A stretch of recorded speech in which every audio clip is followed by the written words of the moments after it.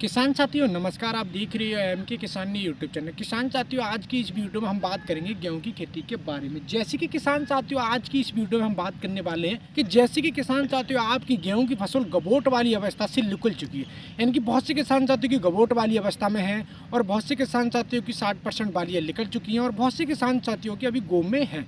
तो किसान साथियों कुछ हमें ऐसे कार्य करने चाहिए जिससे किसान साथियों की हमारी गेहूं की पैदावार हमें अच्छी देखने को मिल सके। और किसान साथियों जैसे कि गबोट वाली अवस्था में हम कोई ऐसे खाद उर्वरकों का प्रयोग ना करें जिससे किसान साथियों हमारी गेहूं की फसल को नुकसान हो, क्योंकि किसान साथियों जैसे कि गबोट वाली अवस्था में हमें फंगस नजर आने लगती है, यानी कि फंगीसाइड हमारे गेहूं की खेती में हमें देखने को मिलती है। तो किसान साथियों आप ऐसे वैसे कोई खाद उर्वरक का प्रयोग ना करें जिससे किसान साथियों आपकी गेहूं की फसल में कोई भी ऐसी फंगीसाइड हो और किसान साथियों वो आपकी उस दवा का प्रयोग ना कर सको और जिससे किसान साथियों आपकी जो गेहूं की फसल है वो सारी की सारी खराब हो जाए, यानी कि आपके लिए ज़्यादा नुकसान देखने को मिल जाए। तो किसान साथियों जैसे कि गबोट वाली अवस्था में आप किसान साथियों एनपीके 19 का प्रयोग करते हैं, तो किसान साथियों हमें इन खाद उर्वरकों का प्रयोग नहीं करना चाहिए।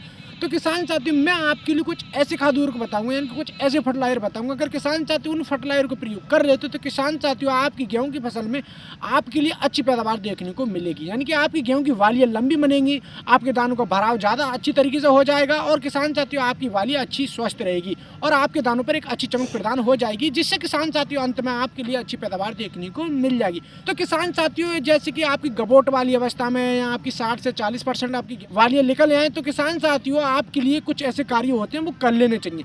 तो जैसे कि किसान साथियों सबसे पहले हमें पोटेशियम सल्फेट का प्रयोग करना चाहिए, यानी कि पोटेशियम सल्फेट का प्रयोग करना चाहिए। और किसान साथियों ये फर्टिलाइजर और हमें प्रयोग करना चाहिए, जैसे कि किसान साथियों एक आती है हमारी बोरेन का भी हमें प्रयोग करना चाहिए।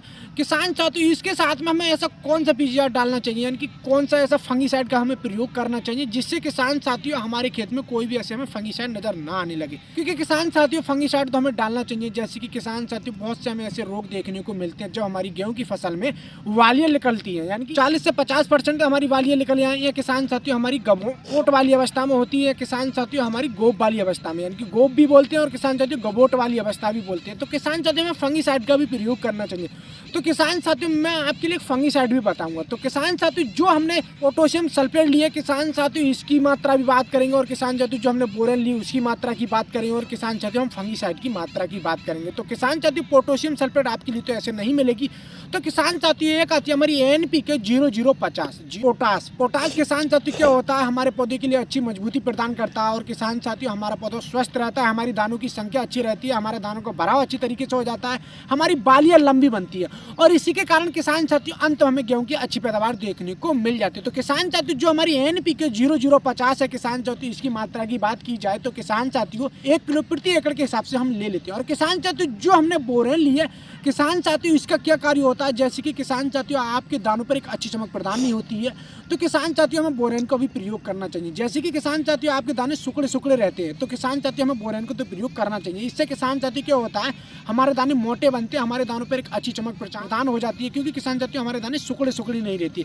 तो किसान साथियों जो हमने बोरेन लिए किसान साथियों हमें 100 ग्राम से 150 ग्राम प्रति एकड़ के हिसाब से ले लेना चाहिए। और किसान साथियों हमें जो एनपीके 0050 ले लिया और किसान साथियों बोरेन लिए किसान साथियों और हम फंगीसाइड की बात करेंगे। जैसे कि किसान साथियों फंगीसाइड हमें यूपीएल कंपनी की साप ले लेनी चाहिए, क्योंकि किसान साथियों यूपीएल कंपनी की जो हमारी साप है किसान साथियों वो बहुत ही ज़्यादा बढ़िया दवा है। यहाँ पे किसान साथियों एक हमारी यूपीएल कंपनी की एक और आई है, जैसे कि किसान साथियों फंगीसाइड के नाम से ही वो भी मिलेगी, जैसे कि किसान साथियों कुप्रोफिक्स भी किसान साथियों बहुत ही शानदार हमारी जो दवा है वो भी यूपीएल कंपनी की किसान साथियों वो थोड़ी महंगी है, लेकिन किसान साथियों कार्य दोनों का एक ही है। जैसे कि किसान साथियों जो हमारी यूपीएल कंपनी की साप है और जो किसान साथियों यूपीएल कंपनी की हमारी कुप्रोफिक्स है, कुप्रोफिक्स भी किसान साथियों हमारी फंगीसाइड है, तो दोनों फंगीसाइड में से एक फंगीसाइड को ले सकते हैं। किसान साथियों इसकी मात्रा की बात की जाए तो किसान साथियों 500 ml दवा हमें 1 एकड़ के लिए ले लेनी चाहिए। और किसान साथियों हमें तीनों चीज़ों का एक साथ घोल बनाकर 150 लीटर पानी का घोल बनाकर हम 1 एकड़ की गेहूं की फसल पर एस्प्रे के रूप में प्रयोग कर लेते तो किसान साथियों क्या होता है हमारे गेहूं की वालियाँ लंबी बनती हैं,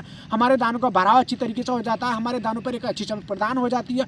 और जैसे कि किसान साथियों आपकी गबोट वाली अवस्था में है या किसान साथियों आपकी वालियाँ निकल आई, किसान साथियों आपके खेत में ऐसे कोई भी फंगीसाइड आपके लिए नजर नहीं आएगा। तो किसान साथियों जैसे कि आपकी 60% वालियाँ निकल आए या 50% वालियाँ निकल आए, किसान साथियों आपकी गेहूं की फसल फसल है वो गोब में है या गबोट में है। किसान साथियों आपके लिए कार्य कर लेना चाहिए, जिससे किसान साथियों आपके लिए अंत में गेहूं की अच्छी पैदावार देखने को मिल जाएगी। तो किसान साथियों मैं आपसे उम्मीद करता हूं कि आपकी गेहूं की फसल गबोट वाली अवस्था में या गोब वाली अवस्था में, या किसान साथियों आपकी 50 से 60% वालियाँ निकल आए हैं, 10 से 20% आपकी वालियाँ निकल आए, तो किसान साथियों आपके लिए कार्य कर लेना चाहिए।